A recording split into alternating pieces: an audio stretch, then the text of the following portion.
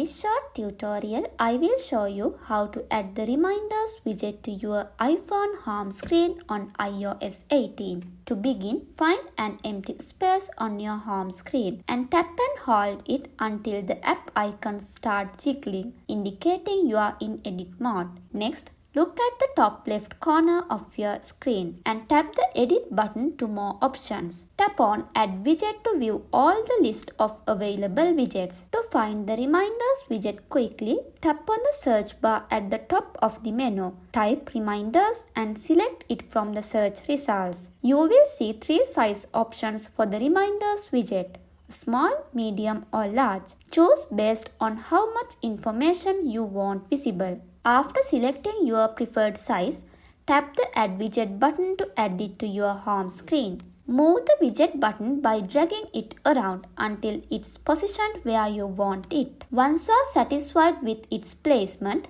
tap Done in the top right corner to save the changes. That wraps up this tutorial. If you have any questions, feel free to ask in the comment section. If this tutorial helped you, please give it a big thumbs up and subscribe for more tutorials.